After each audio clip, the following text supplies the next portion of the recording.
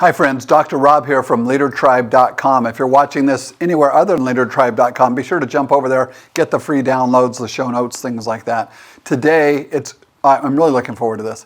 The best networking advice ever. Okay? Did I say ever? I think so. Ever. That's what I'm talking about. Let me tell you about this. I learned this in grad school. We had this great leadership prof, and he made us do something in class one day that we all hated. Absolutely hated. Here's what he said. He said, leaders take responsibility for their own relationships. Every one of you, there's somebody in this class that you haven't met yet, that you just kind of, oh, hey, how's it going? But you've never taken time to get to know them. Or there's other people in this class that you have met, but guess what? You've forgotten their name. You don't remember. And so leaders take responsibility for their relationships. I'm going to make you do something today. And he made every one of us get up and go over to somebody and say these words. Hi, my name's Rob McClellan. I don't think I've had the pleasure of meeting you. Or, hey, my name's Rob McClellan. I am so sorry, I forgot your name. We had to do that in this class and started the conversation. Here's what's so amazing. In the class, there in Dallas, we're in this class, the volume in the class went way up. People were oh yeah, now I remember you, that's right. Oh yeah, you're from there? No, I was from there too. That's where I did my undergrad work. And all these conversations broke out and it was going crazy. He finally stopped and said, okay, now go meet someone else. Okay, now go meet somebody else. That class became the best class in my graduate experience. Why? Because we were all in it together. Every day we're going in, we're meeting people, we don't mind going up and saying, hi, my name's Rob McClellan. I don't think I've had the privilege of meeting you. So I teach this now. I say networking is the key to life. When I teach in MBA programs, when I teach at leadership forums, if I'm teaching in corporate, if I'm doing training, always I say the same thing. Networking is the key to life. And the best networking advice, it takes 4 seconds. How do I know it takes 4 seconds? Because I timed myself. Ready, go. Hi, my name's Rob McClellan. I don't think I've had the privilege of meeting you. Little hesitation. Let's try that one again. Here you go. Ready? Hi, my name's Rob McClellan. I don't think I've had the pleasure of meeting you. I hit start. I hit stop. The second, it counted to hundredths of a second. At the end of that, it was at 4.00. 4.00. It takes 4 seconds to do this. Let me tell you why it is the best networking advice ever. Because the rest of your life, you'll be in situations, you'll be in business situations where there's somebody important in the room and you would love to meet that person, but you're waiting for the introduction. Here's what I did.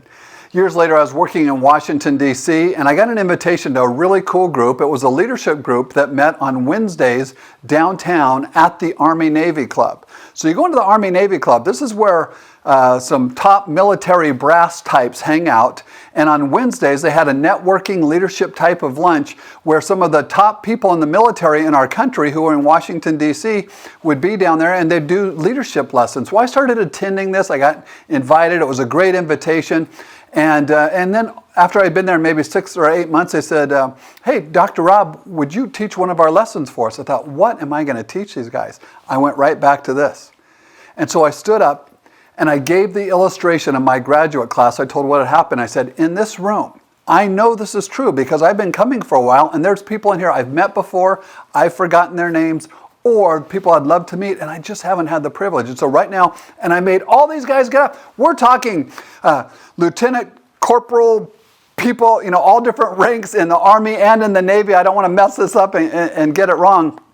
But there were a lot of colonels in the room. I do know that.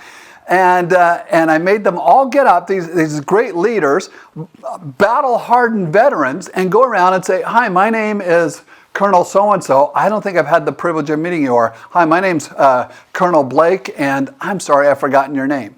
What happened in that room became magic. I mean, people were going to each other.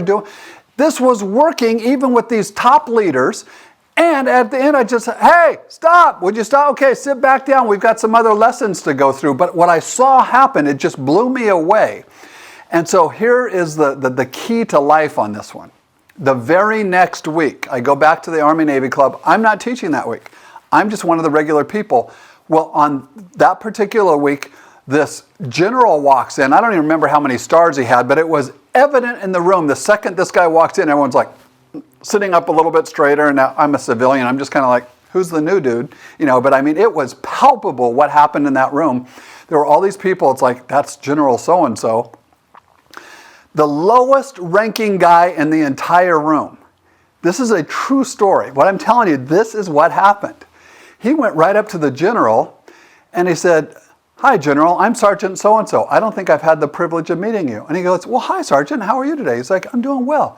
And then he went through this little series of questions that I had taught the week before. But here's what happened. True story. He said, "Hi, General, I don't think I've had the privilege of meeting you." And then he turned around at me and he gave me a wink. He said that. He winked at me while he was meeting the general. He starts talking to the general.